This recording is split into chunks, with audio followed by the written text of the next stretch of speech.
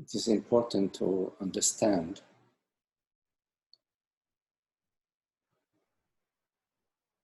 that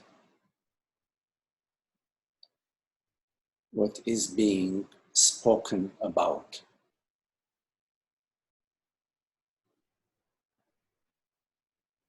cannot be an object of perception or an object of mentation.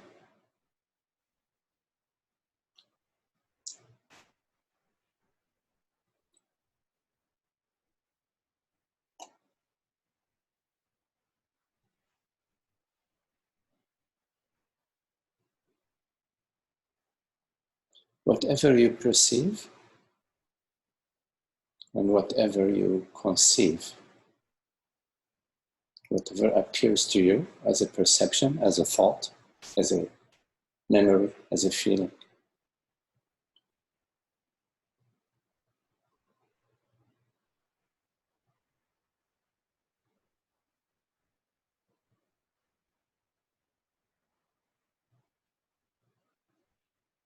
refers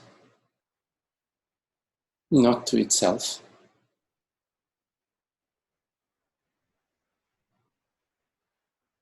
not to its characteristics, not to how it functions. It refers to you. You being not an object. You being the non-form, the formless presence, knowingness, that knows itself.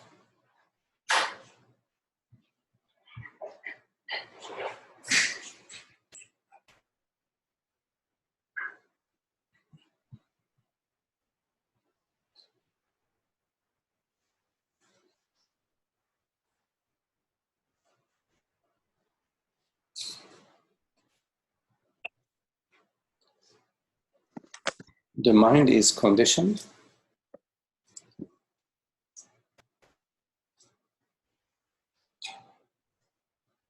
to operate dualistically, meaning the mind is conditioned to assume a subject and an object.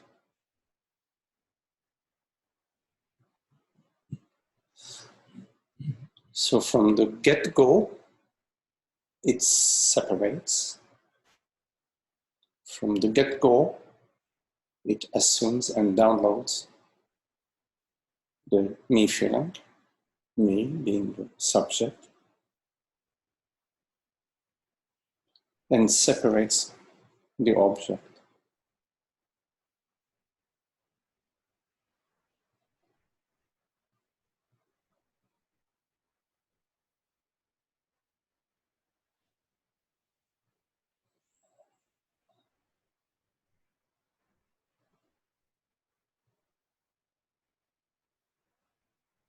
You experience this separation as the me.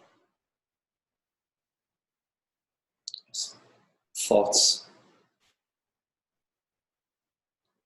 that relate to me as a person, to me as somebody.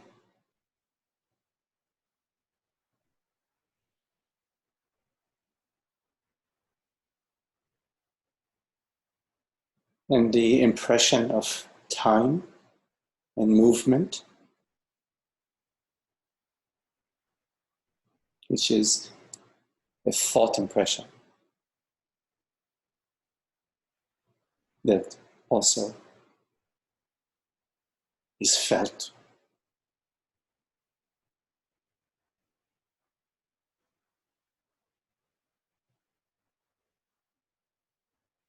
Our perception becomes subject to this model, the linear model of me in time and space.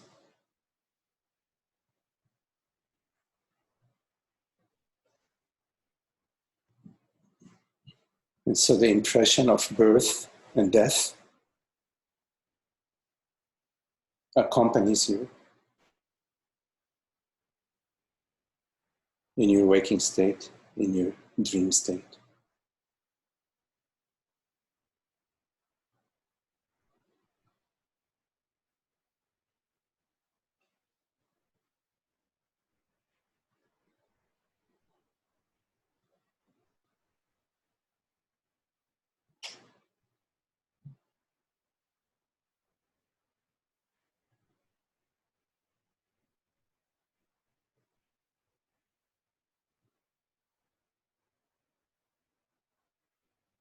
And you experience anguish,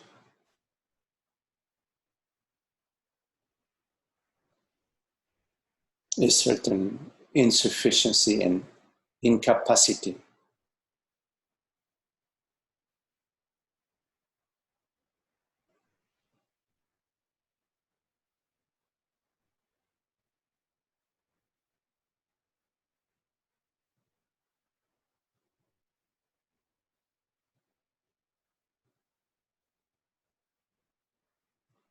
A lack of clarity.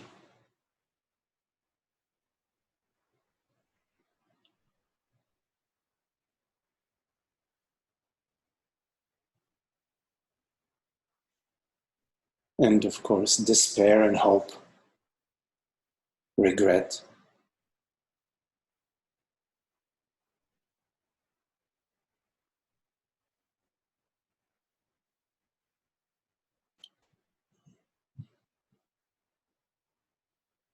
And one thing leads to the other, from thought to thought, a train of thought, as they say.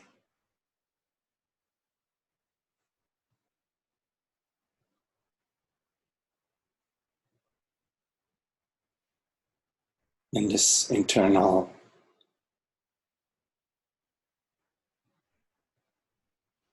engagement with the feelings and attempting to find a better way.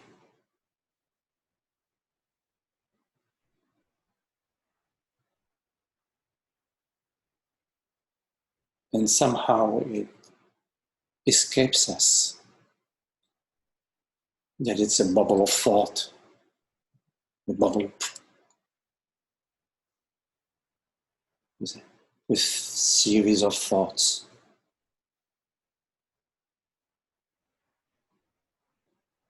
And inside of this bubble, the imagined me is working at it inside the bubble.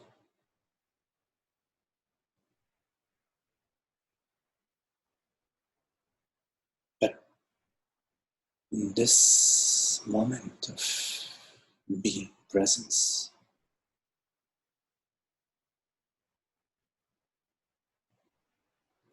where is the past? What is it?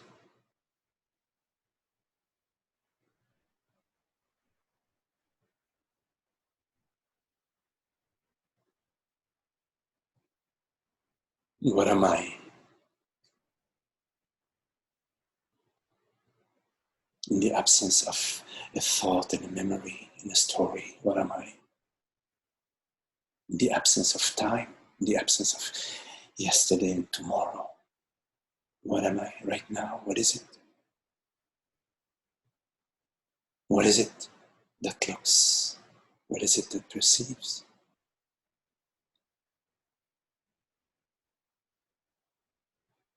This question cannot be answered via thought. Thought is conditioned. Thought is a library of files and folders,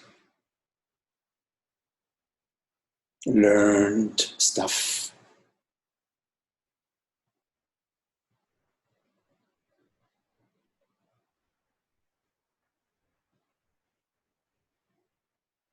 So what is it to be right now, free of thought, as I am? There isn't much to say, right? Just the peace of being, the ease of being.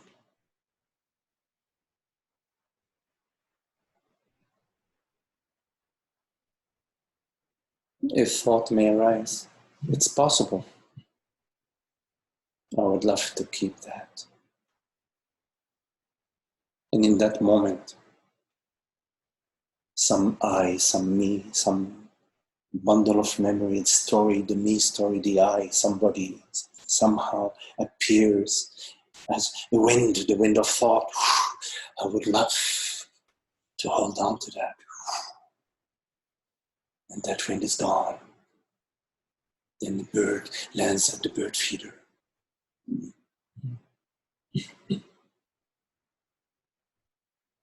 Where is that thought? Where is it?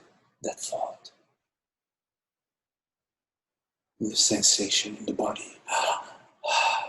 Gee, I would love to have that tomorrow, to be that tomorrow, to be like that my entire life. That feeling that arises in the body. An energetic vibration. Where is it? What is it? What carries it? Is there anything that holds on to it? Is there any possibility of holding on? What is it to hold on? Can you hold on to the breakfast you had this morning? Can you hold on to the image of your mother? What is it to hold on? An image. I'm going to hold on to it. Oh yes, I am holding on to it. Thought upon thought, mirage, a mirage of somebody holding on to something. All of this arising in this vastness of being, in this ease of being, in this transparency of being that is void of any subject or object. No words about it. No words.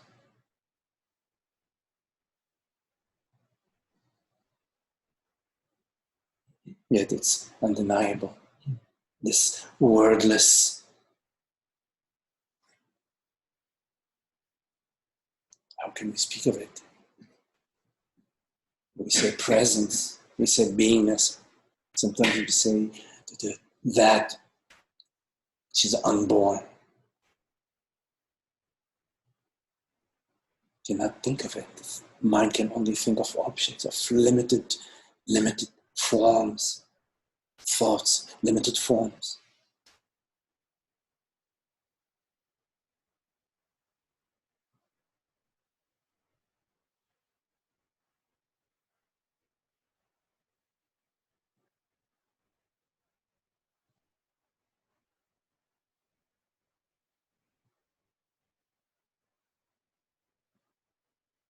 Notice the peace, the ease, the vastness, the tranquility, the awareness. Whichever way you put it, you don't need to put it in any way. Notice that. The I am, the formless self.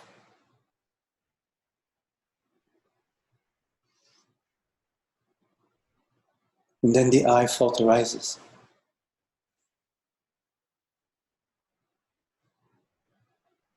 In memory. It arises like the sun shining on a blade of grass. Same arising. Same arising.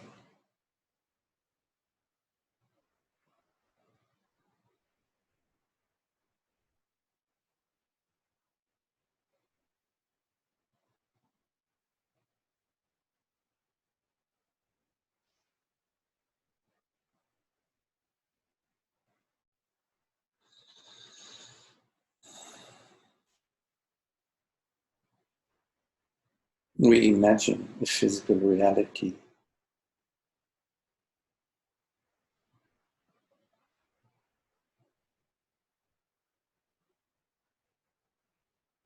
We imagine there is a personal reality.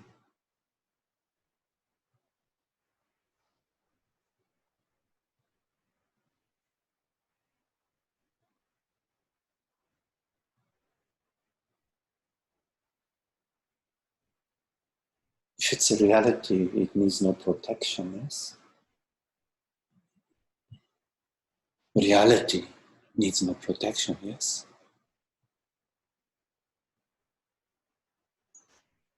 Thus, whatever we're protecting cannot be reality, yes? What is real needs no protection. It is real. It is isness. Thus, whatever we protect could not be real. There are no half realities or half unrealities.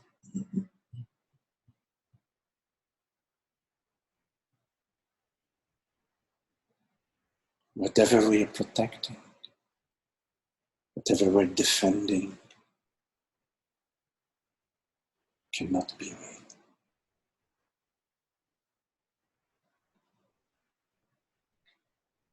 And yet look at how often we are preoccupied, attempting to protect it, maintain what?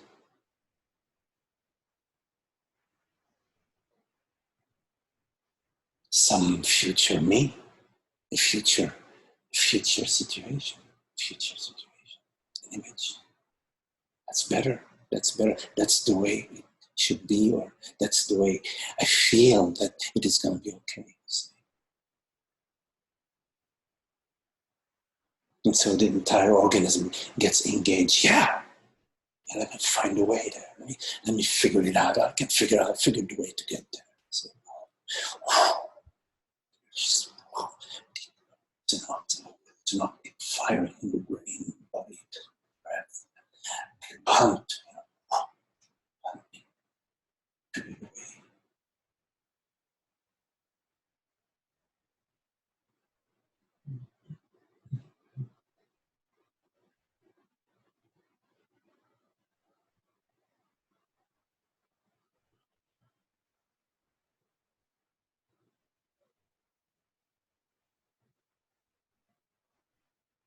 You know, the organism is wired with all what it needs. This realm is designed to be as it's supposed to be. It rains when it rains. It snows when it snows. Volcanoes erupt when they're meant to erupt.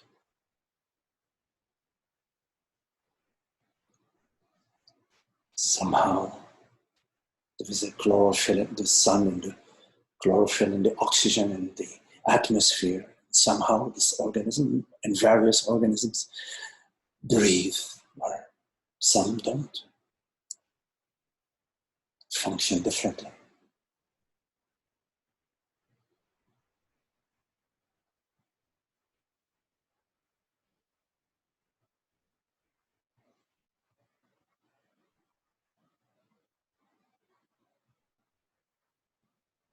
But somehow we assume that there is a personal doer, a person in charge, In fact, they only have one job to do, is to wake up from the illusion, from the unhappiness. So simple, unhappiness. We don't like unhappiness.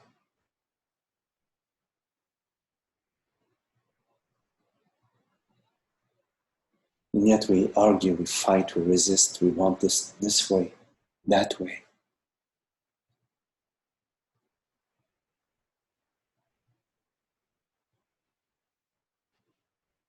That's the unhappiness. There is no separate self, but that's a separate, what we call the separate self.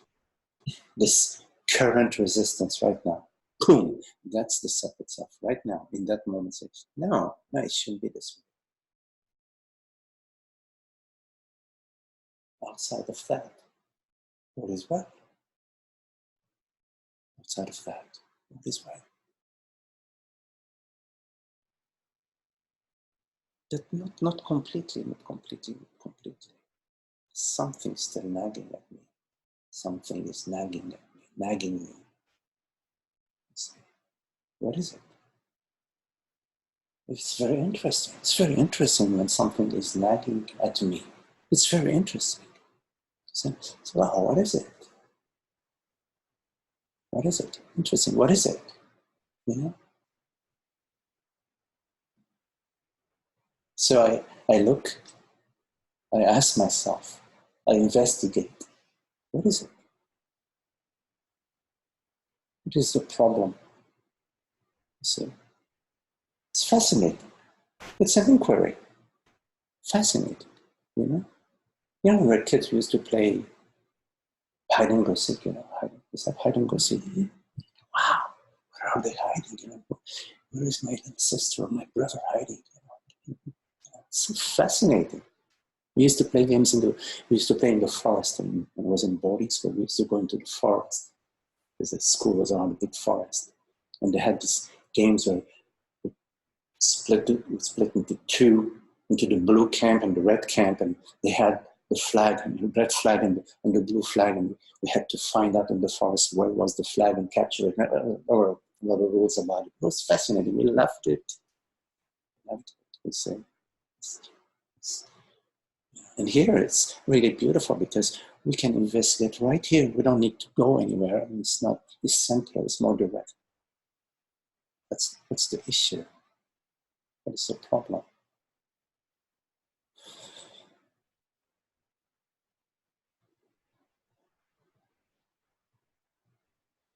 I would like, okay, it's good. I would like to go to the Bahamas. Good, beautiful. I'd like to go to the Bahamas. May happen, may not happen, you see. Is that okay? Maybe I want to go to the Bahamas and end up going to Rockville. Is that okay? Is that okay? So,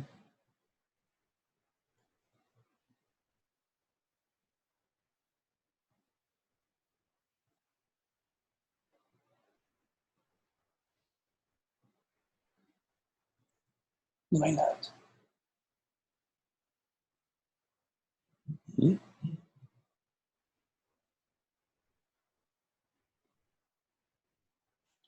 Who is saying that it's gotta be that way? You. And your mama, maybe, who knows? Who cares about your mama? It's you. Maybe your priest too, but your priest, they have a robe, they, whatever. They have a congregation. They're very happy with that. It's you. It's mainly you. You're saying, yes, it has to be this way. Then you wonder, what's making my misery? Why? It's this, it's that, it's this, it's that. But you never look at you. You say, look at yourself. And then the conditions you put on others. Oh yes, of course. If I can do it here at home, heck, I could do it in the whole neighborhood, you say, right? The whole neighborhood. Become the traffic policeman of the neighborhood.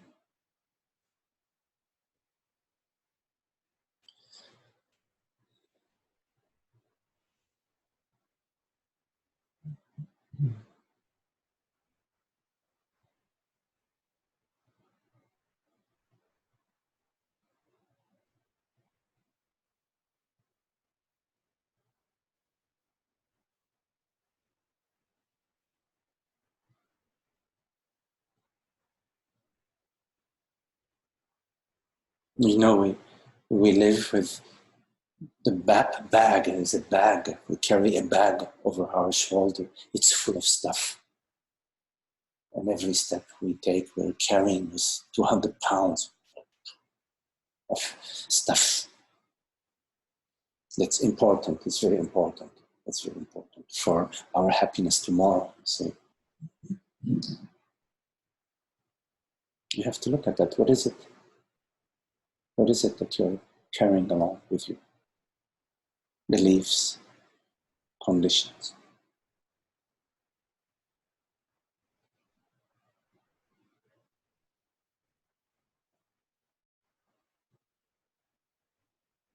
But look at this morning, we're having a cup of tea, a dog comes, goes with their master. And goes, just starts sniffing at this person and gets caresses, then comes to this person, gets caresses, comes to the other person, then caress, and then went somewhere else. So easy. It was such a flow. Wow, cool. They liked how I caressed them, so they started rubbing their nose against my leg, and then this way, and then their eye, and all things. Didn't want to go.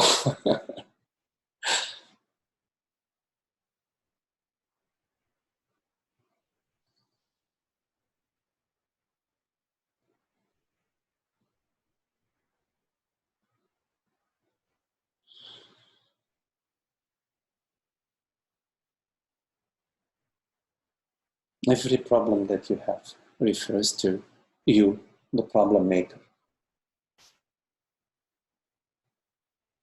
the creator of the problem and the subject of the problem. You build a cell, you go inside the cell, you close the door and you throw the key in the lake. So, in fact, it's all your imagination, because there are no walls, there is no door, there is no cell, there is no key, and there is no you.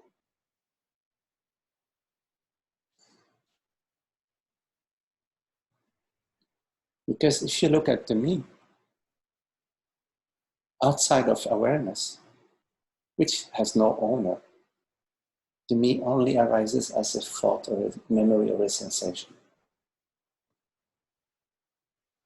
And try to grab a thought.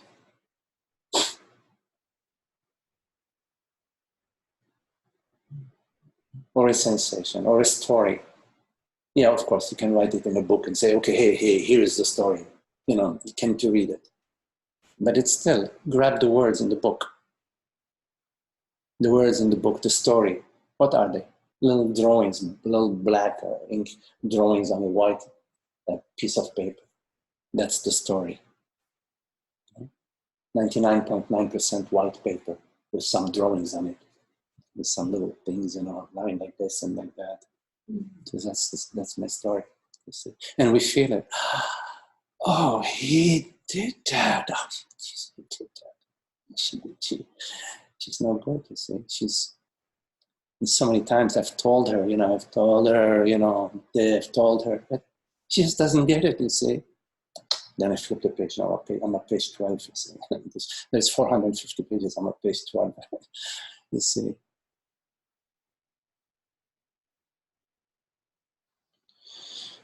Well,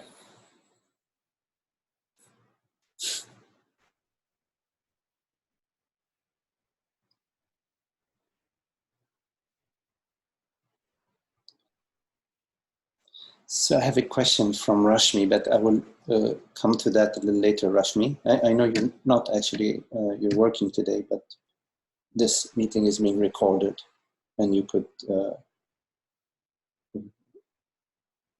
listen to it later. So if there are any questions here among us.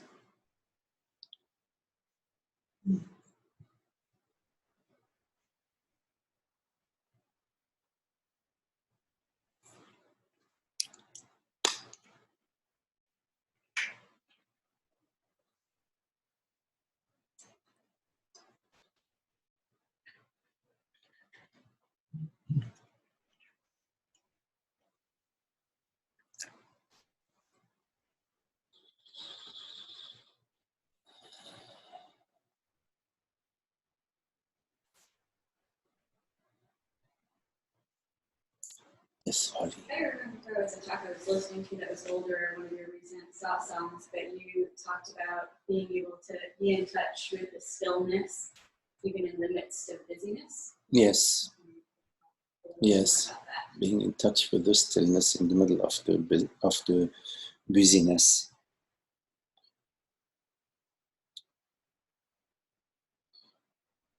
You know, it's amazing how, if you look, you know, in the world there are so many metaphors that answer your question.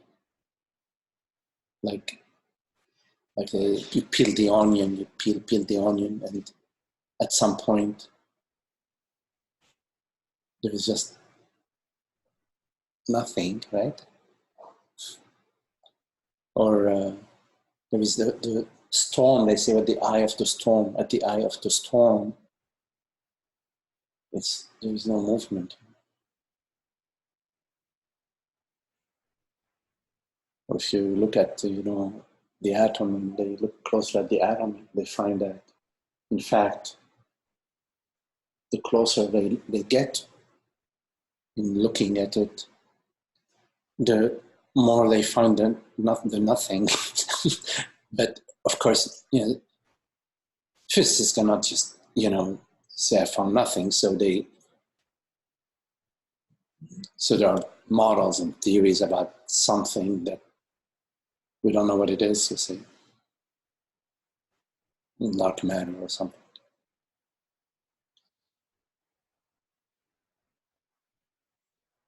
So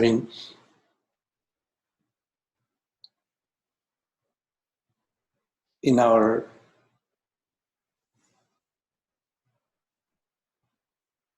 life,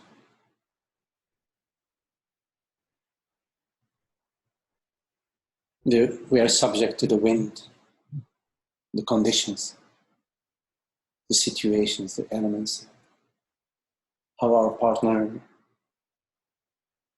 feels today or talk to us, or how things are unfolding at work, or how things are unfolding in the world, or with the body, what's happening to the body. We're subject to all these conditions, you see. But what is it that is subject to these conditions? What is it that is happening when your expectations are not met? There is a certain thoughts and emotions and feelings arising, yes? Like a leaf in the wind, you know, anyway, it feels like that, you see. We're subject to something, we're subject. But there are thoughts and emotions, bodily sensations, maybe in the face, maybe in the chest, the neck, maybe difficulty with swallowing. But when we look closer at that, when we look closer at this seeming problem, because we usually don't look closer, we just say, oh, I need to protect, and say, I need to protect. But when we look closer, it's empty. Thought is like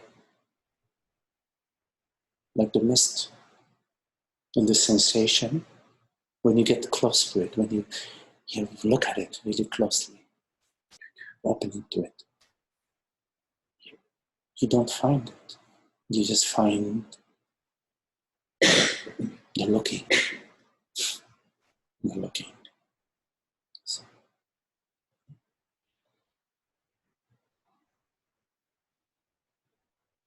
the tendency is to mentation. Something is happening to me. There is a spin, a story spin. Memories are brought to justify our position, to justify our current thoughts. Yes, yes, there is data to substantiate the current position, the current thinking, the current model that I'm adopting, and to maintain those feelings. And now I am feeling hurt. So I'm feeling now, I arrived at I am feeling hurt, boom, I box it. Now it's very solid. I am feeling hurt. Okay, you need to do restitution. How is the world, the universe, how is my partner, how is my boss, how is my mother, how is my uncle, how is the mayor going to fix my model? I am feeling hurt. So now this is concretized, it's concretized. We've concretized, I am feeling hurt. But that's when we stand outside of that and adopt a model, you see, we adopt a model. But when you come closer and closer to this, to what is actually happening, you're not formulating any model, you see. You're not thinking about it. You're looking, you're wondering, you don't know. What is going on here? There's something going on in the body. There's thoughts spinning. What is going on? And we just find movement, a seeming movement arising in your looking. The looking is a non-movement, you see. The looking is a non-movement. It's a wondering. It's show yourself. Reveal yourself. Reveal yourself.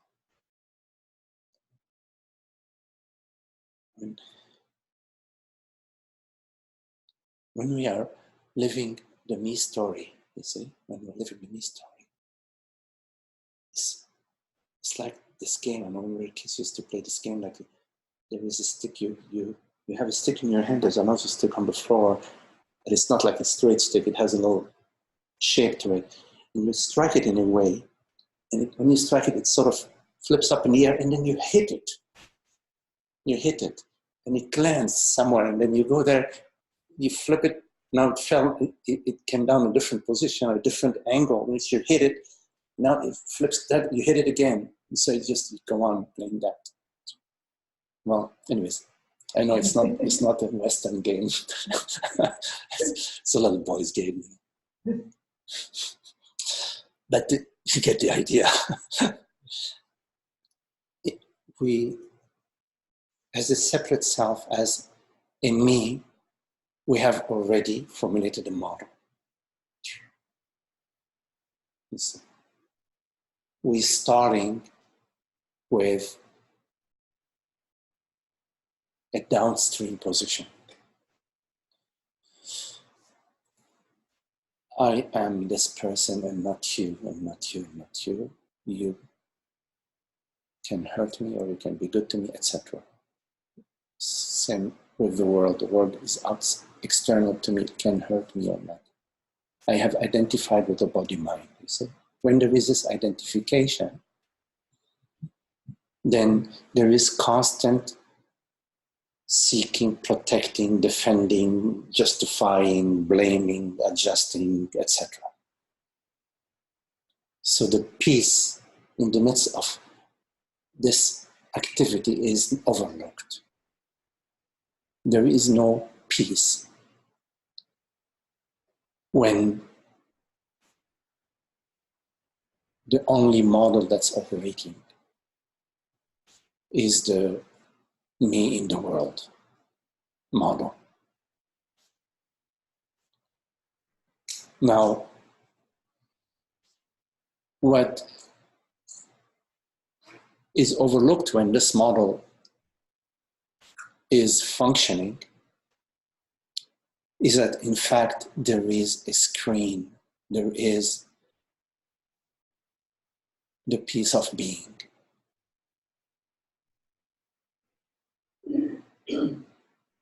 And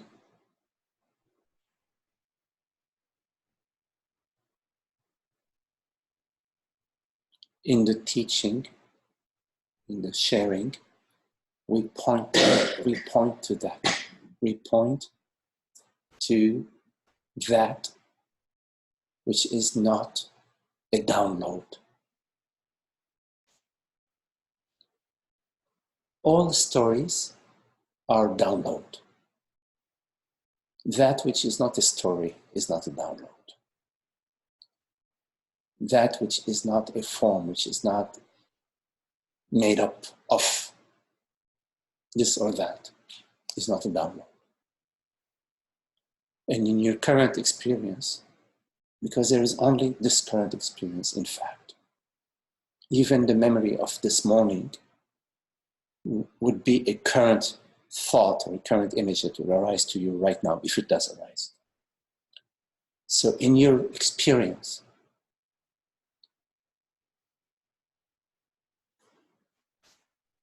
there is awareness. And this awareness is not experienced as an object, is not experienced as a thought, is not experienced as something.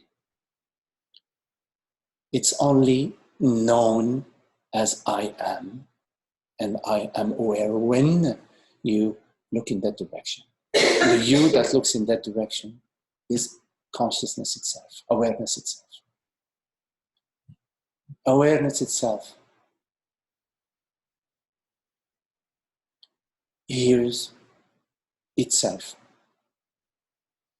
referring to itself. And the mind may say, what the heck are you talking about? It sounds really crazy. That's the mind way of pulling attention to itself. So say, wait, let's go to the story. The mind may say, this is totally crazy. Come to me, come with me. Let's talk and think about it. Let's regurgitate all sorts of stuff about it. But in the directness of your experience, there is, in the directness of your experience of awareness, there is no mind. You know, you are. I know, I am. See, so we point in the satsang via sharing and via the presence. We're pointing over and over and over and over to that which is not something. And that which is not something, which is the I am. And that there is only one I am, one self, only one reality. There is no problem with calling the body minds different names. There is no problem with calling this is a carpet and this is a fan, this is a table, etc. The I am is nameless and is the I that perceives the reality that is. The isness of isness is the I. I is the isness. Is isness. There is no other isness. There is no non-isness. There is only isness. But its isness is so absolute that we may ask ourselves, well, who's talking about it? How can anything speak about it? It is isness that is speaking of itself, about itself, to itself, as itself. Is one reality. One reality. And that reality in the dream takes on infinite forms. In the dream, meaning it creates, perceives. As it creates, it perceives. It's creating, perceiving. Instant by instant, moment by moment. I don't mean moment by moment in time, in the eternity of now. It's creating and perceiving itself.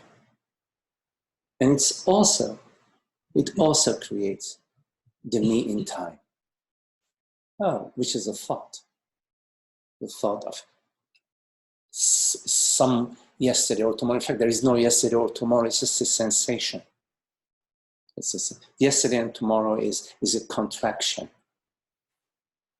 It's a contraction in the field. And it can choose to perceive the contraction. And it can choose to awaken to free itself from the contraction. It frees itself from the contraction by seeing its emptiness, that in fact, there is nothing at stake. Because if there was something at stake, then we would really have a problem. We would really have a problem. Because there is something at stake. But there is nothing at stake. In spite of the impression that there is something at stake, there is nothing at stake. So coming back to your question,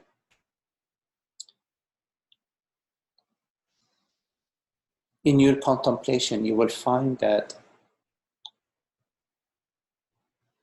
the impact of the world, the impact of the body will become less and less effect. It will have less and less of an effect upon you as versus the effect it used to have.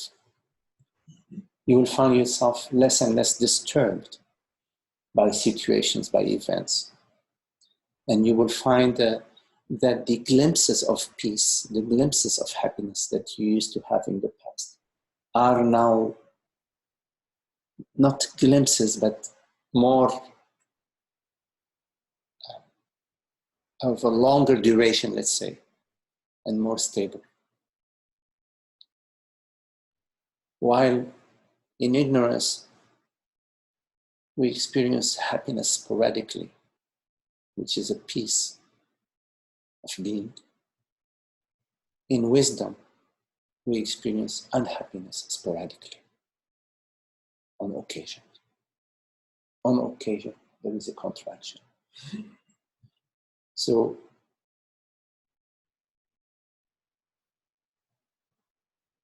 you're being subject to the activities, and you're being sort of a victim to the activities that are happening in your life will diminish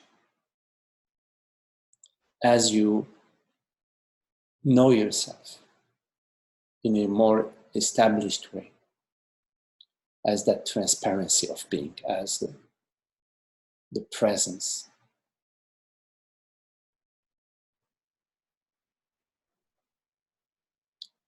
And then in the midst of activities, there is the peace. The activities no longer sway you. You find yourself less and less attached to results.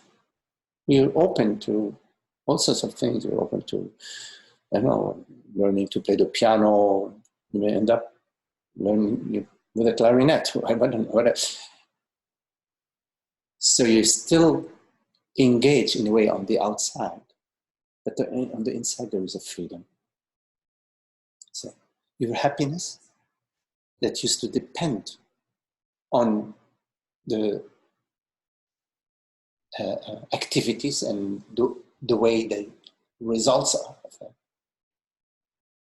is no longer dependent. You find yourself more and more in a celebratory mode,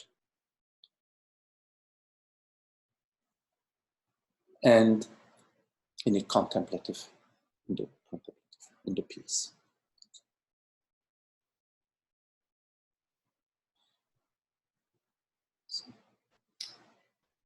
So in the middle of your activities, notice the non-activity.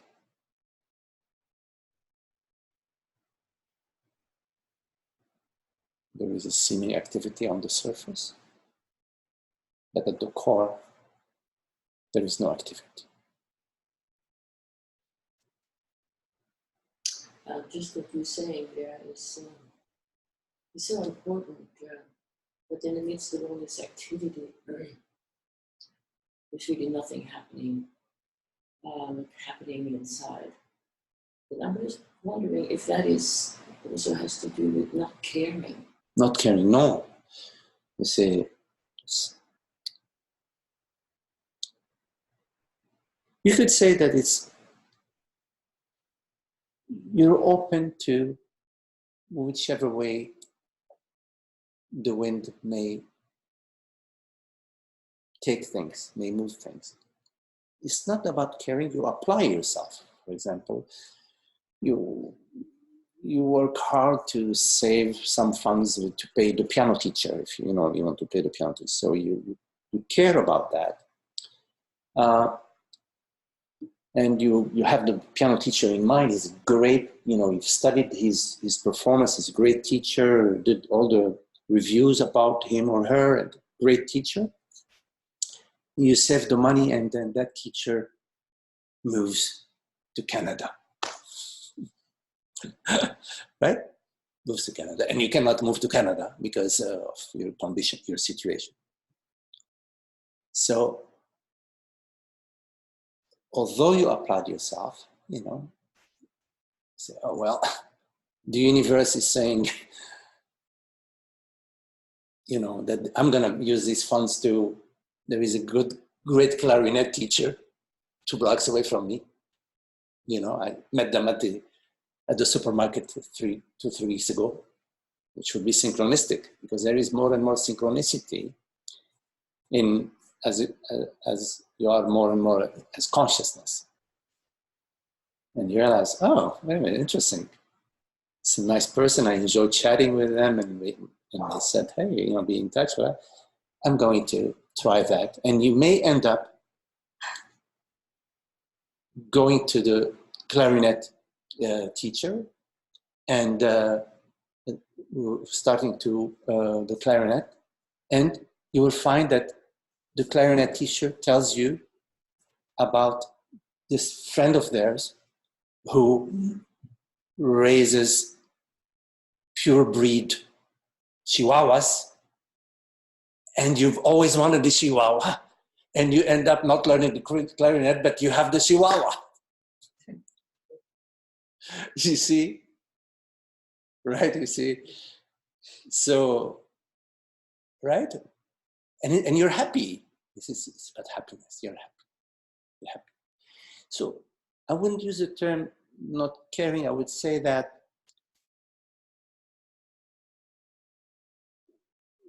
we are more, there is less and less no in us, and more yes. You see? So you say, oh yes, I really want to learn the piano. Boom, clarinet. Okay, maybe after a while I find that that's not really the clarinet, but the chihuahua, I get a pure bred chihuahua. I always wanted to have a chihuahua. It's a magic. It's magic. The more you step out of the me and all the conditions about how I should be, and how life should be, and how my partner should be, and my grandmother, and all of this, you see, and you realize, oh, wow, what a wonderful magic show, this consciousness, that I am. Yeah? So this is the contemplation, the peace, the happiness, and there is the magic show in the world, body, mind. Of course, we know that all bodies are just temporary, like this holy tree of the body is also temporary, not just holy, the body, but the holy tree is temporary. Yeah. But we also know, and we become more and more established in what I truly am, not the body.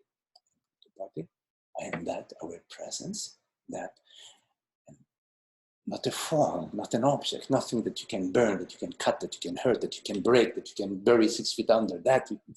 It's not that. It's not that what I am. It's not something. I am not something that you can bury 6 feet under. You see? See? So yes. So it's that way. The caring can also be the what? The caring, not caring, can also be a lack of interest in the phenomenal world, and yes. Seeing it. Actually, it brings us to Rashmi's question. Yeah. I would say that we no longer perceive the physical world as first something out there, realize that it is all the self, say. And since the world is myself, then what's missing? What's lacking? It's infinite possibilities, they say. Infinite possibilities. So I would say to have a lack of interest in the world or lesser interest in the world is maybe a phase along the path. Yeah. It is not yet the full understanding. Well, I don't even like it. The minute I said it, I didn't really like it, because, like you said, the world is in me anyway. But to not really come to this disinterest in this world. I mean, what happens to, for example, enthusiasm? Things that you can make you feel within the concept of, or not the concept, within a state of being in which there is this peace within, but you can still feel a love of the beauty of the whatever idea of things. Right. So otherwise, I would think the world would seem flat. Mm-hmm. No, it's a marvelous thing. I mean, look at how the sun is shining on the tree and on the field out there. It's quite marvelous. Just to be here right now, perceiving this perception, it's quite amazing. It's quite marvelous, isn't it? When you say it's marvelous outside, I'm just thinking. J'entends. Huh?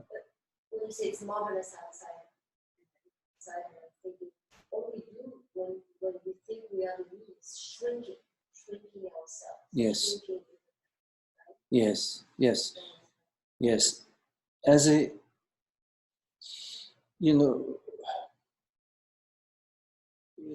deeply in ignorance, we are looking at everything in what's in it for me.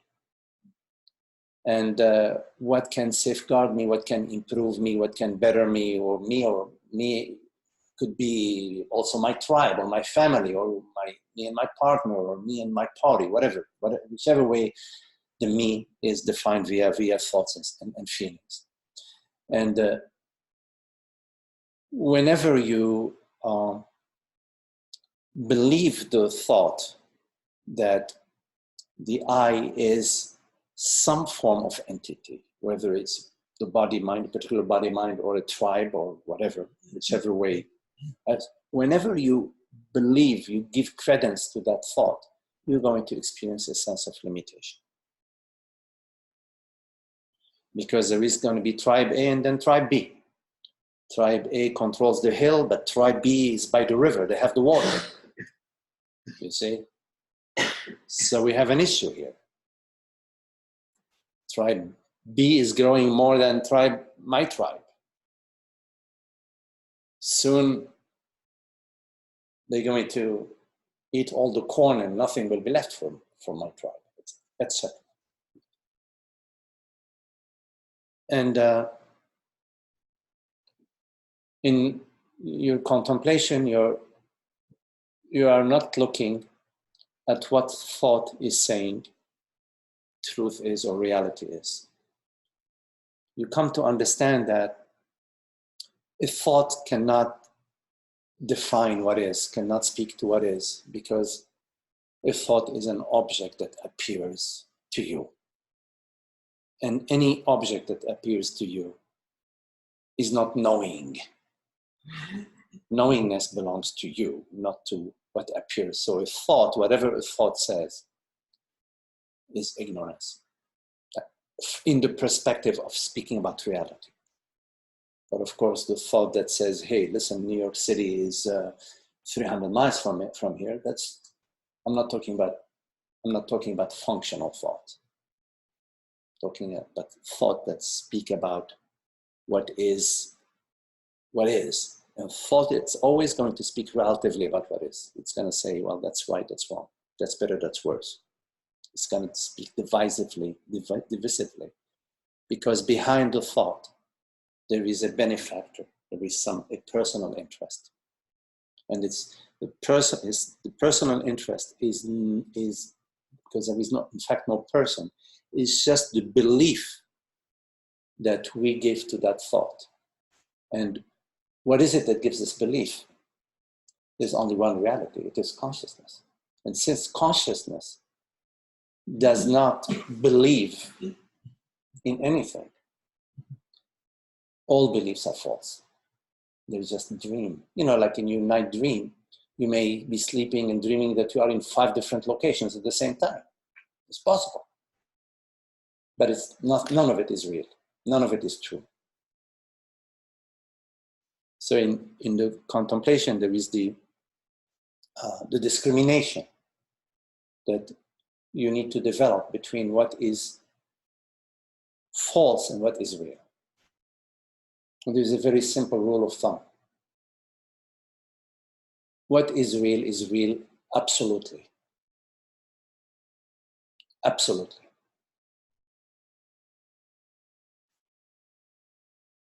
And what is not real absolutely.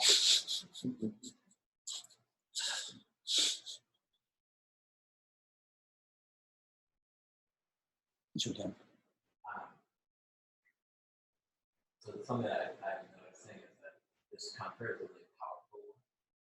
Discomfort is really powerful object that can feed me into personhood or into separation. And also noticing my patterns and patterns of personhood, needing security is part of it. And I find that my form of creating security is to assure that everyone else is secure, but then I'm secure. And it's interesting because that pattern comes up now and creates discomfort, creates an urge to act, to control the environment that everyone else is comfortable to act. And I was noticing earlier because I saw you had a question, you wanted to say something, and I wanted to shift it over to you so you can share whatever your thought was. I just noticed. Yes. It's fascinating to notice, you know, those dynamics, and the power that they have, or they seem to have. You know, the thoughts and sensations. They're really thoughts and sensations, and you will find that maybe a good hunk of our life is in that realm of thoughts and sensations. And the lesser part of our life is in presence, is in the happiness, you see.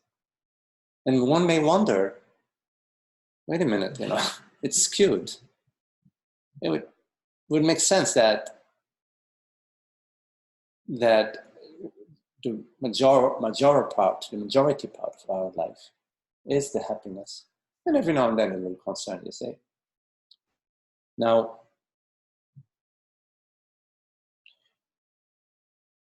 to express the thought and feeling pattern that you expressed refers to some form of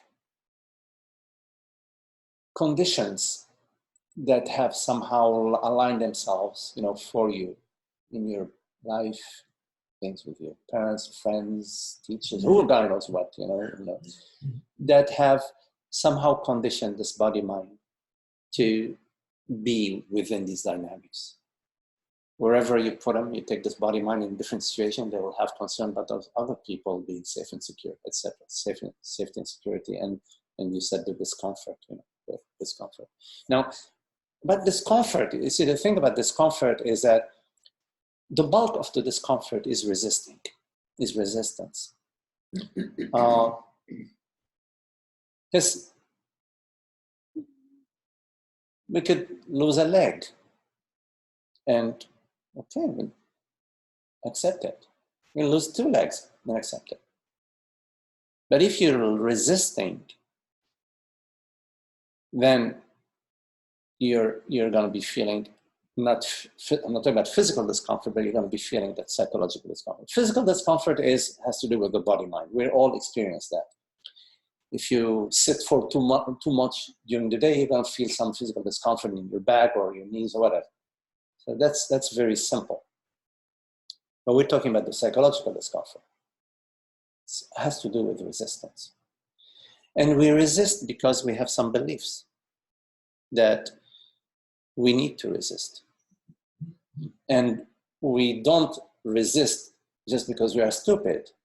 We resist because we believe and we feel we need to resist in order for our tribe to be happy, or in your case, to be secure or to feel secure, whatever the download is, you see. The self-sabotage. The resist is to find security. It's that very thing to create absence of security. Yes, right. It's a spin, right? It's a spin. And the thing is, you wonder, like, okay, you say, well, these thoughts, I inherited them from blah, blah, blah, you say. And it's possible that you will find that where the source of such a thought, what is the source of such a thought? But who cares? What really matters is that you see the unhappiness of that, and that it is not possible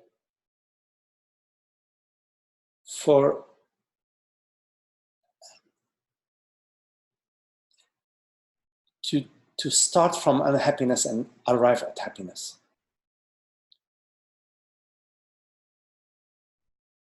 You come to happiness directly, not by solving your unhappiness. So this is why, like in the teaching, we say, all your unhappiness is a dream. It's not real. Because if it was real, then we'd have a real problem. So you are dreaming that there is some me or some other that needs to be protected. That there are personal feelings. In fact, there are no personal feelings. There are no personal feelings. There is the thought, possibly, that there are personal feelings. And we may feel that there are personal feelings, which is when we feel that there are personal feelings, we're simply speaking about a neutral sensation plus a thought that says, this is a personal feeling.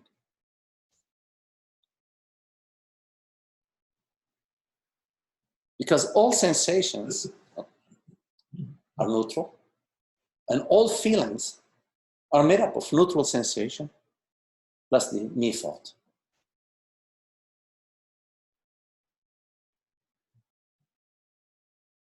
For example, you could, even at the physical level, you could hit your toe against the corner of the table, and there is a high-pitched neutral sensation. High-pitched, because it's striking your toe against the corner of a table is different than the mosquito bite. It has a higher amplitude, but it is neutral. But when you add to it the thought, the me thought, whichever way you add it, it becomes a feeling. A feeling, it becomes a feeling. Which also can work the other way. You can take a feeling and take out of it the me thought, and you see it to be a neutral sensation. And you take out the me thought by seeing it. You perceive that there is a me story spinning. Oh, damn, why did she move the table? She shouldn't have moved the table there, blah, blah, blah, blah, blah, blah, blah. I've been wearing my shoes, whatever. You notice the me story. You notice a mind spin, a thought spin, right? And to have the skill to stop it. to say, stop it. To just stop it. And doesn't mean the intensity of the neutral sensation is going to stop. It may take 5 more minutes of putting ice on the toe for the body, for the amplitude of the sensation to reduce, to diminish. Yeah. Skill to stay seated in the chair of observation. Yeah? The skill to stay seated in the chair of observation. To stay seated in the chair of observation. Okay, nice way of putting it. Yes, yes. Yes. You see, you are, what you are is that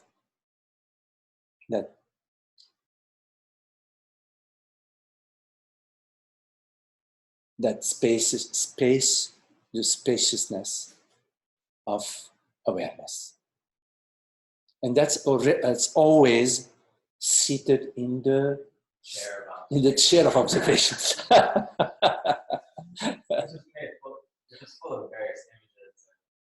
Yes, no, I like it. I like it. Seated in the chair of observation. Yes. Does that mean you can change chairs? Go to another chair? Fernando.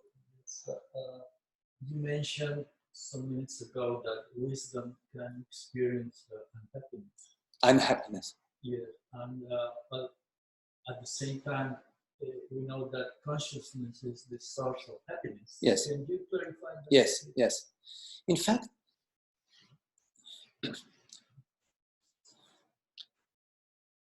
okay, I'm going to say there is no such thing as unhappiness, but having said that, I do not mean that we can adopt that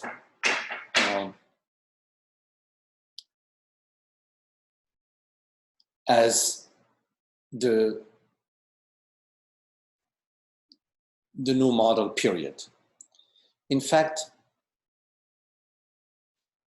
it is important to explore and contemplate unhappiness, to look into it, into the mechanism of it. And in such a looking, we may realize the dreamlike quality of it and come to an experiential knowingness that there is no unhappiness. In fact, consciousness doesn't know unhappiness because there are no opposites within consciousness. There isn't this or that. There isn't right or left, better or worse, good or bad. That's at the mind level. But yet, one could say that when we are in the dream as a dream character, it is in a way consciousness that is choosing this model, because there is no other personal chooser. So it is consciousness that is creating this model, the personal self model. But it is not, in fact, in creating it, it is not, in fact, becoming a personal self. Consciousness does not become a personal self when it creates the model. It remains as it is. A good example of that is when you are dreaming the pink flying elephant, the whole tribe of pink flying elephants. In fact, you do not become a pink flying elephant, although you may be experiencing yourself as a pink flying elephant via the pink flying elephant that you've created. You're perceiving other elephants, whatever, yes? You remain as you are, the dreamer. You remain as you are, the dreamer of this dream. But from the personal self perspective, there is the experience of personal doership, personal victimhood. There is that experience without, at the local level, being aware that in fact there is, it's not real, it's not true. At the personal self level, the impression is of personal doer and a personal separate self, and there is something at stake. That is at that level. And I'm perceiving external world, I'm perceiving others, and I'm perceiving gain and loss. It is only when consciousness calls you, sort of rotates the personal self onto itself,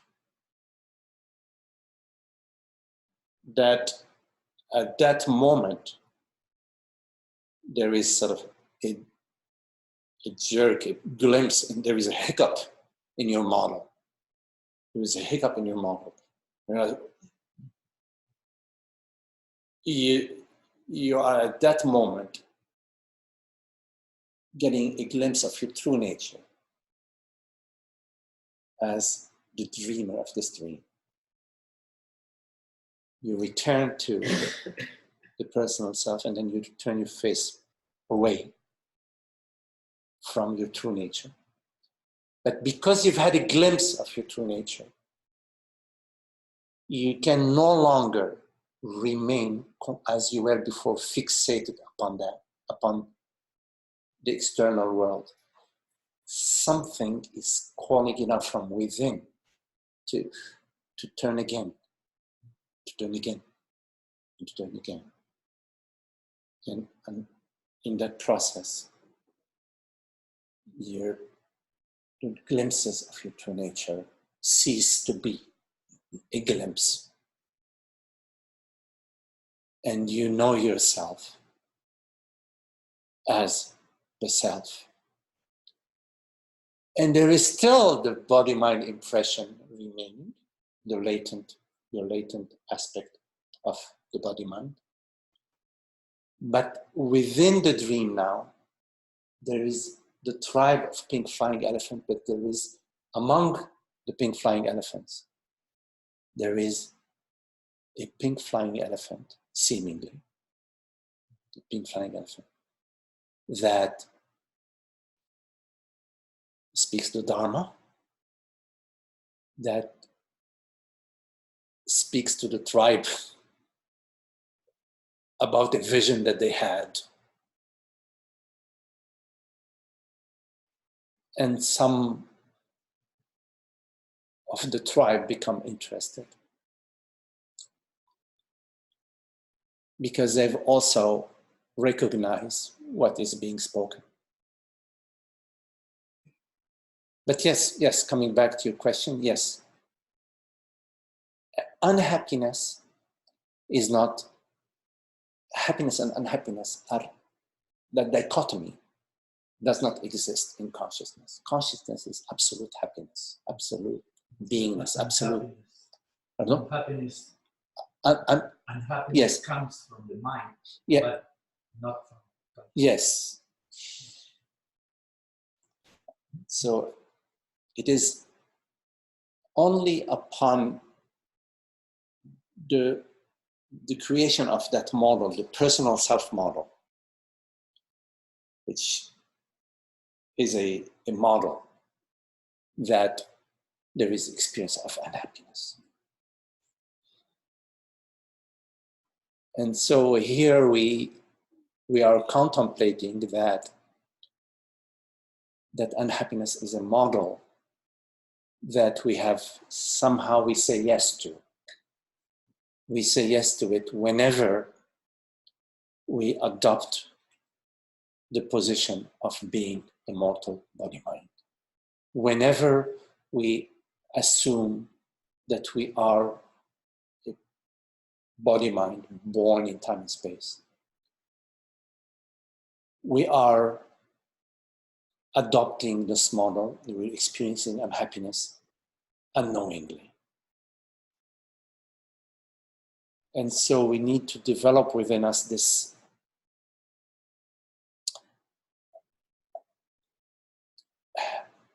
inner radar, in a way, an inner sensitivity to this process that we are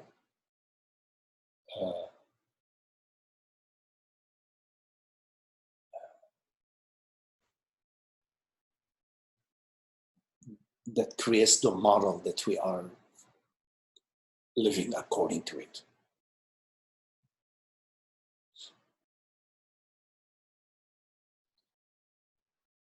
And what becomes available to you throughout this contemplation is the knowingness that I does not refer to something you perceive, does not refer to a memory, an image. That I precedes, in a way, precedes the image, precedes the memory, precedes the sensation.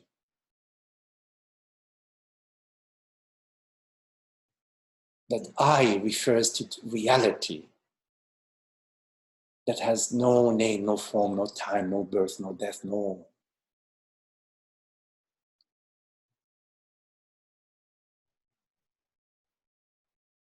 transparent beingness, transparent presence.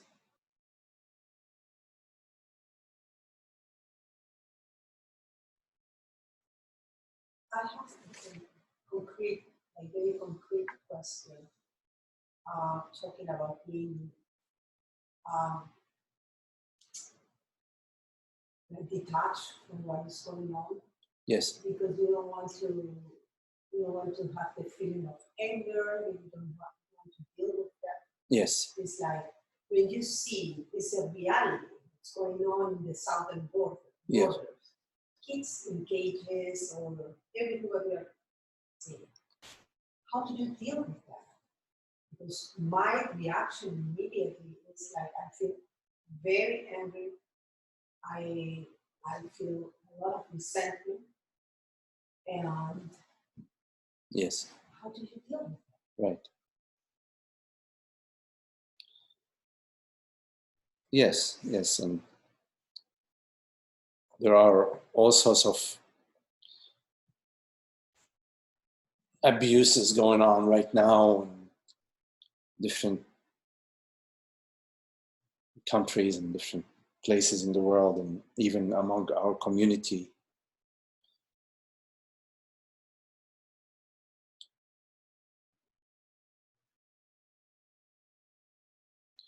So, a few things.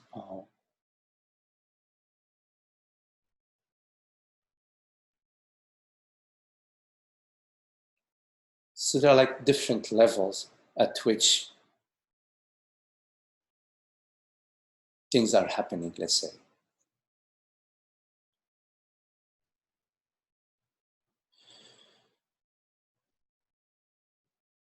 At the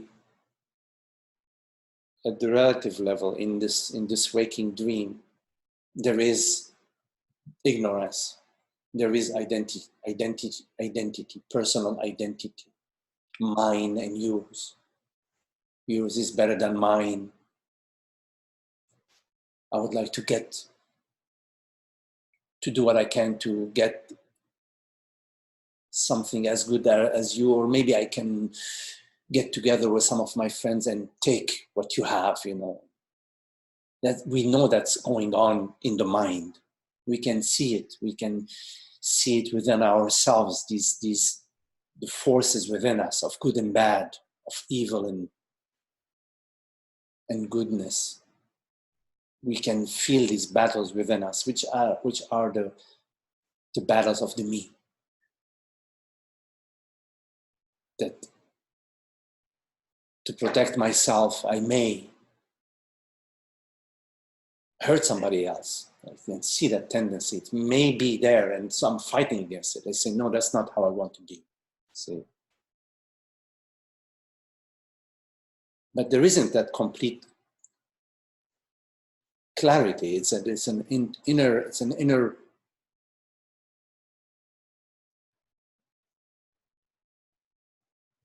struggle. I remember in the 70s, I had arrived to the United States in 68, and so I was, in 68, it was the Vietnam War, and everybody was in the campus, and I went to the campus, and I was very active. I was one of the anti-war, among the many, but was very active in that. To stop the war, stop the killing, stop the bombing, stop it. You remember this. And then the Vietnam War at some point came to an end, you see. And there was all these groups in the school, the SDS and the meetings, and we would wear stuff and go out with signs and all. At some point, it all ended. It sort of, there were some here and there, but it ended, you know, all the demonstrations and so on ended. And because I was looking at the Middle Eastern issue, so I started to speak about, you know, some abuses in the Middle East. Nobody was interested. There was a tremendous interest for the GIs, you know, the American boys, you see. And they were doing all sorts of things. They were occupying the administrative building in the schools and doing all sorts of things, boycotting their classes and all sorts of things. They were going at 3 o'clock in the morning and blocking Lockheed, the entry to the Lockheed Martin because they were active in Vietnam War. But when it ceased becoming about the American boys and the American girls, zero interest. So you say it's very interesting. It's very interesting to be looking at that. You know, we get so engaged in, yeah, but we don't see. As somewhere within this, it's about me. What I feel is me as an American, or as my identity, you see. So I'm defending my identity. I'm fighting for my identity. Because why would we stop? Why would all these demonstrations stop? Because the Vietnam War is over.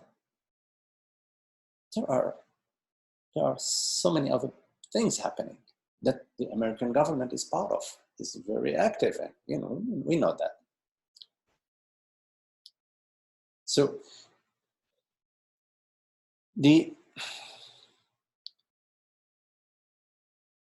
as long as there is ignorance, as long as there is a personal identification, there are going to be that spin.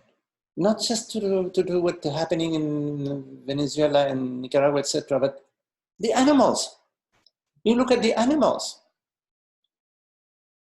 Or you look at the ghettos here in the United States. You see. How we collect the garbage in some neighborhoods and other neighborhoods, how we, you know?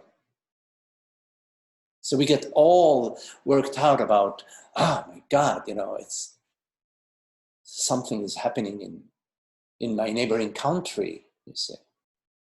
I mean, those things have been happening every day, everywhere. It is, if you really look, you would be crying all the time about the animals, animal experiments, and all these things that are awful, you say. And you know, animals are more innocent than human beings. I mean, I think so. Right? Heck, a cow, I mean, you know, what harm did the cow do to anybody? But if you look at any human being, you'll find that, you know, at some point or the other, they're more They're more tricky than the, you see. I remember I used to get all worked out about the Palestinian issue. Oh, it's got so worked out. But there was an identity, an identification, you see. At some point I saw it, I don't know, or it saw me, it sort of dropped. I saw the identification. This does not mean that the victimhood stopped or the abuse stopped. No. And this does not mean that I stopped caring. No, not at all. It's not like that. It's a different realm, a different level.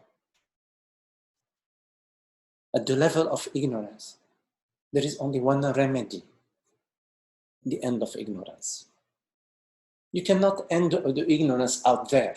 You cannot end the ignorance with a Trump or with Putin.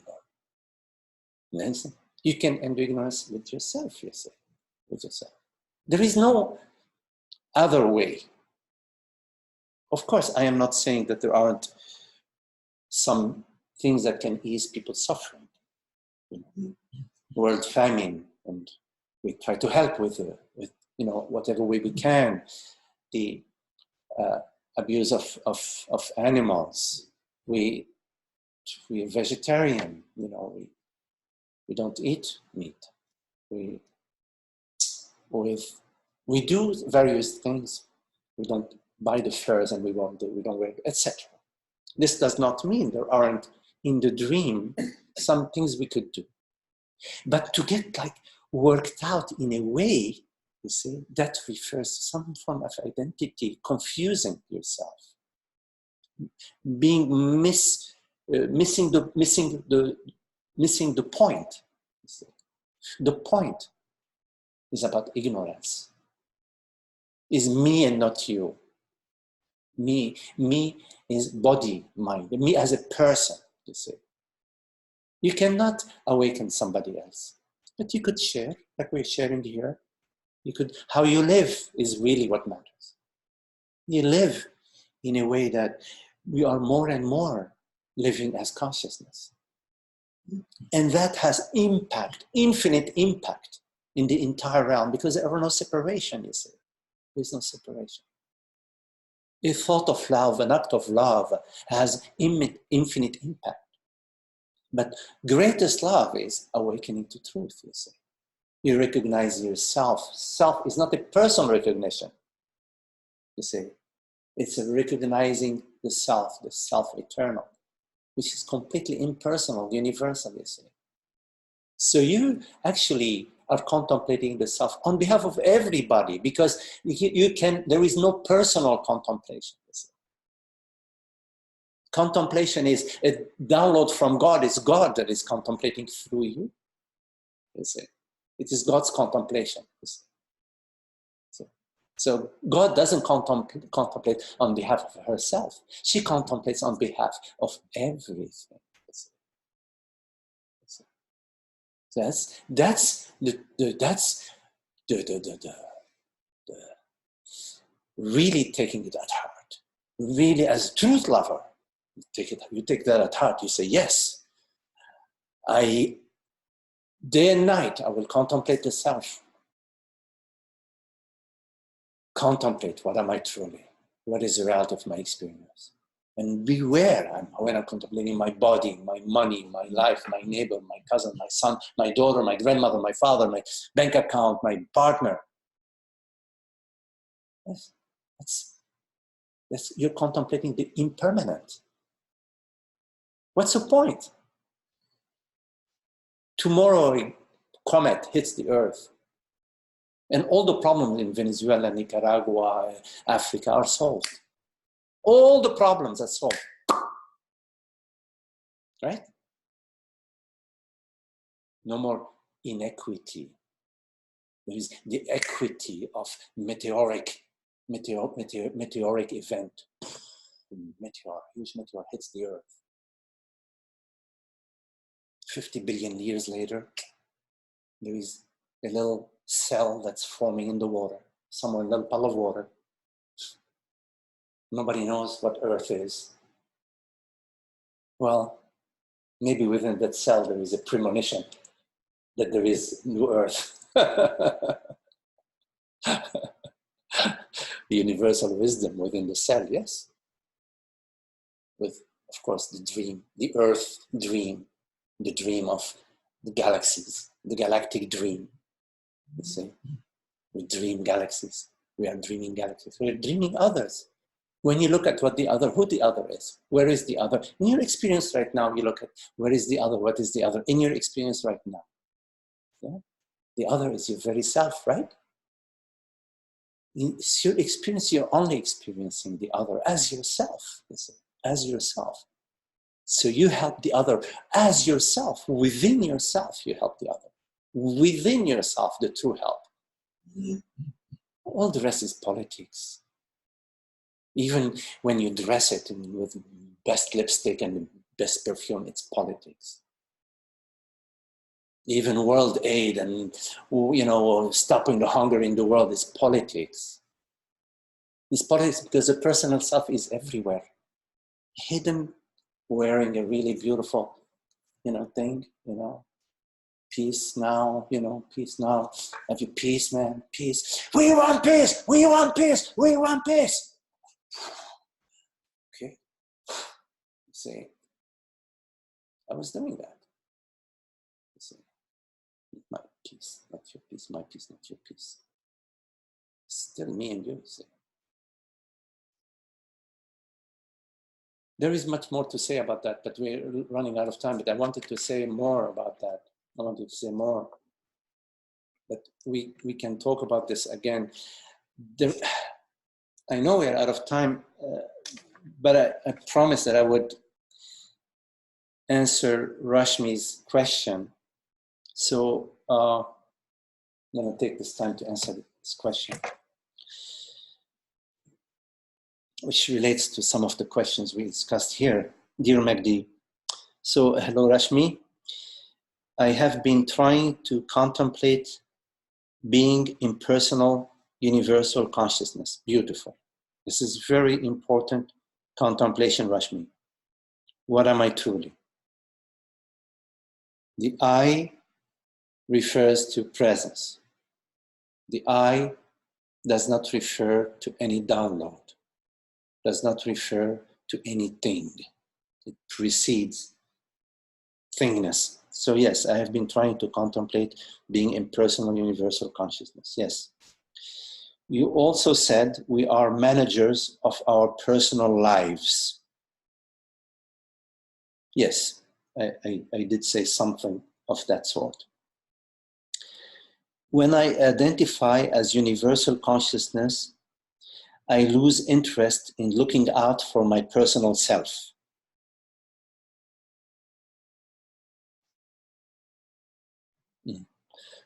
There is no personal self, you know. But let me continue. For example, you say, for example, I have no interest in trying to, you know, it truncated it. One moment, let me see.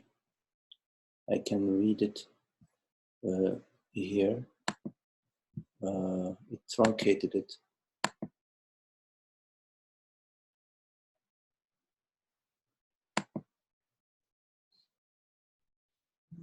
Okay, here it is. Okay. So Rashmi, okay, when I identify as universal consciousness, I lose interest in looking out for my personal self. I have no interest in trying to save money, avoid late fees. If I lose something valuable that is monetarily valuable, it doesn't matter. I have very little motivation to strive hard for something in the fake world. Am I using pseudo-spiritual excuse to be lazy, to rationalize, and to be in denial? Or am I on the right track? So you are on the right track and you are not on the right track, Rashmi.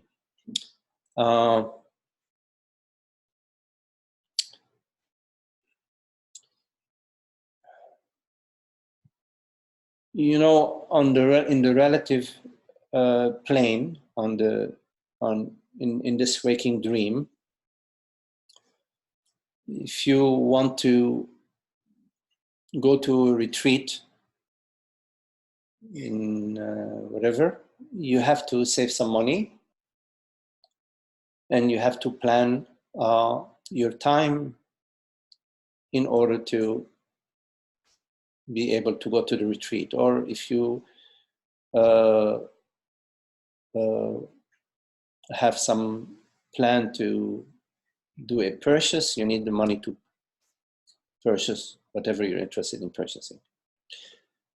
And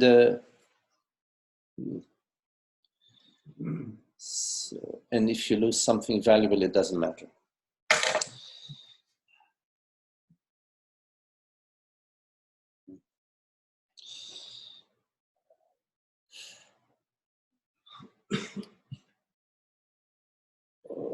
So Rashmi,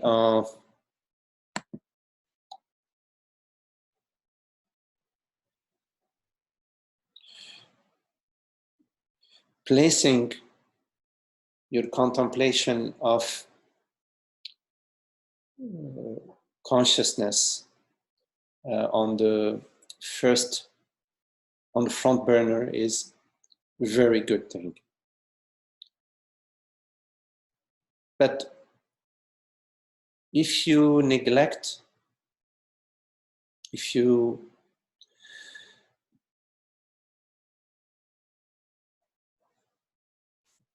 do not respond appropriately to the situations that are unfolding in your life, your contemplation will be affected, in that you will find complications arising in your life. And they will force you, these complications will force you to respond and engage in a responsible way in your life. It is possible to do both. You can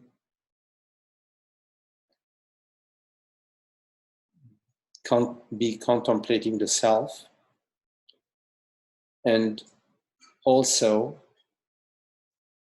living with bringing the clarity that comes from your contemplation and that comes from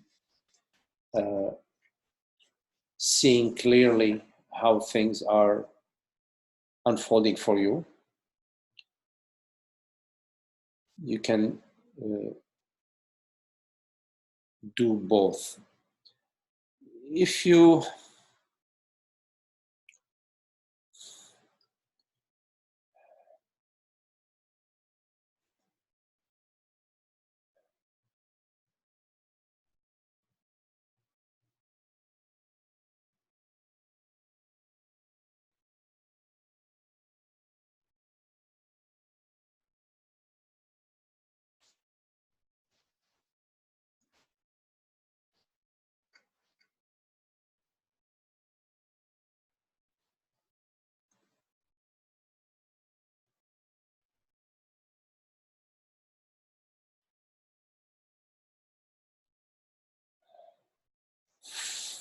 follow your heart.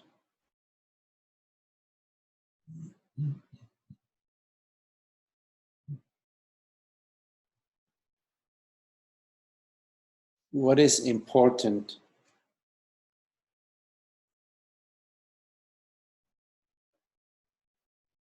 will line itself in your life.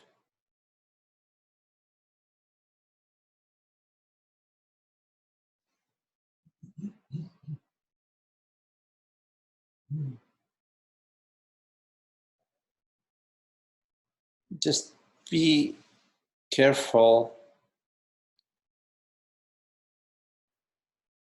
not to create an image of a spiritual Rashmi. I'm not saying that you're doing that. And to have some ideas about how a spiritual person should or would live in the world. If there are matters that become less important for you and insignificant for you, and so it is.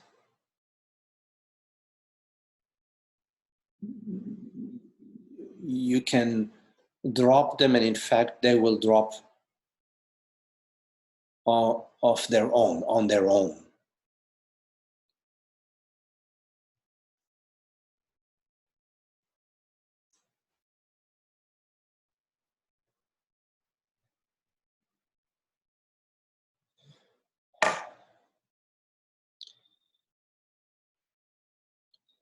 You say, I have very little motivation to strive hard for something in the fake world.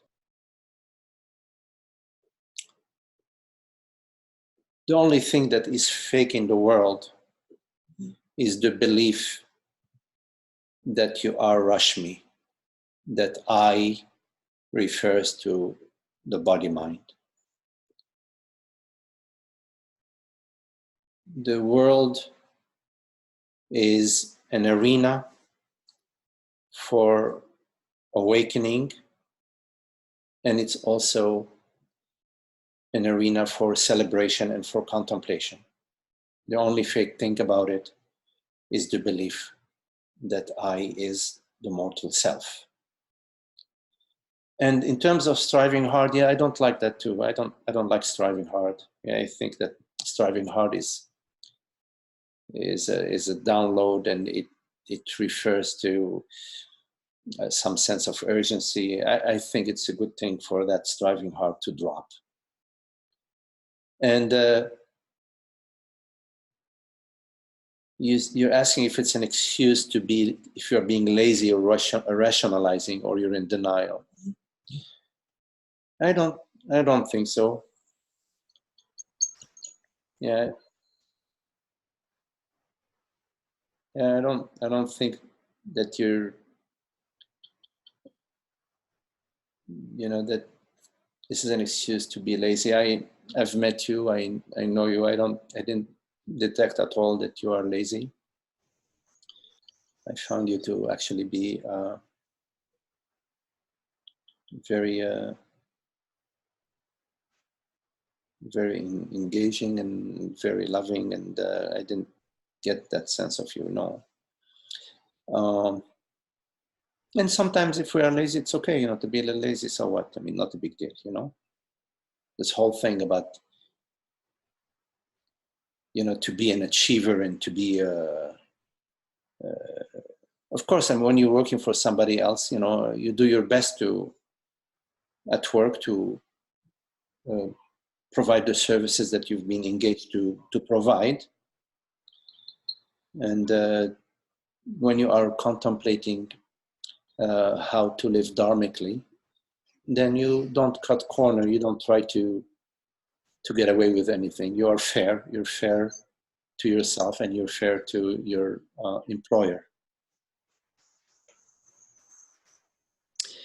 You ask also, if consciousness is self-knowing, then why isn't it an object? You could say that consciousness, yes, is self-knowing. And if you want to say about, is it an object? Yes, consciousness is all objects. It is not a particular object. It is all objects. In terms of everything is consciousness. When you are dreaming, in your night dream, when you are dreaming 20 people and 10 cars and 5 mountains and 3 lakes, all of these quotes unquote objects are yourself. They are made out of you, the dreamer. So either we say consciousness is formless, has no form, is not an object, or you could say that it is all objects, that all objects are consciousness. All forms are consciousness. But it's important for you to understand that consciousness is not any object, any particular object. That all objects, that the reality of all objects is consciousness. And independent of whether there are objects or non-objects, consciousness is. In other words, consciousness is self-knowing in the presence or in the absence of form. You also say, and also, why can't the body be self-knowing rather than an object?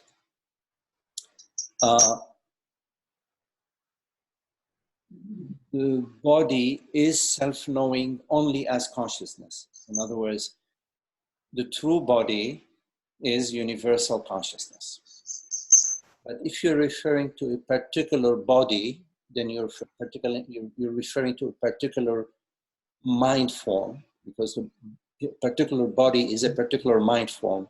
That is not knowing, it is not self-knowing, it is known. So an object is known, a body is known, it is not self-knowing. But as consciousness, the body is universal knowingness, universal consciousness. Finally, you say, when I am with other people, I feel I become more contracted according to how I believe they see me, rather than being a more expansive, which I often am when alone. Yes, we feel contracted often when we are with other people, because we have an image. We are mistaking ourselves to be an image, they say. And so we are concerned about that image, and then we're projecting what images others have of the image that we take ourselves to be. So in other words, we're projecting via thought an image of somebody else, and within that image, we're projecting that there is a sub-image, that they have an image of I as an image. I don't know if you get that, but it is the sense of concern about being comfortable or not comfortable with others has to do with images that we have of the other, and the images that we have within ourselves of what images the others have of us. So beware of that. Be aware of that and drop your image.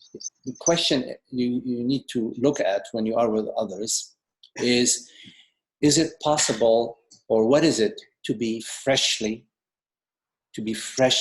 this moment, to be born anew moment by moment? What is it to be as pure presence this moment, without an image of another, without thought about myself or thought about the other? It's an interesting question, because it is possible to be in presence freshly, and in this fresh presence, there is no image. Often, I remember when I used to go to meetings in the past, I would have an image. Before going to the meeting, I would have an image of myself and of the others, and I would have some anticipation before the meeting.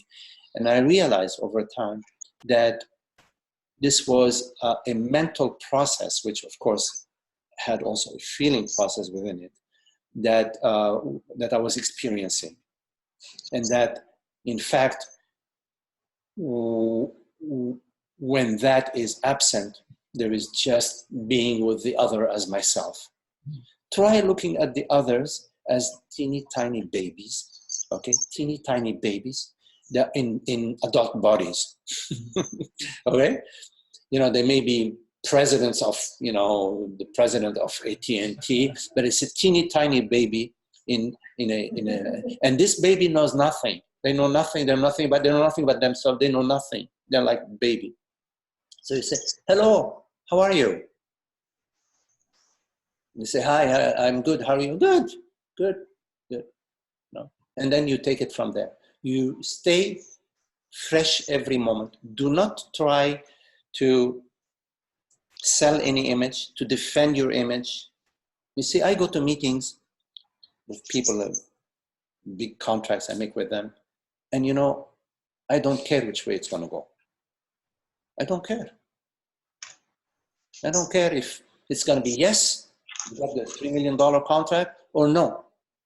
It's like, you know, people say, oh my God, you know, how he's so, you should be concerned, you should be worried, do your best. Of course, I do my best in presenting what I'm presenting, honestly, sincerely, but right from the start, I tell, you know, I make him understand in the conversation that, you know, I am here as you. Somehow I make him understand that.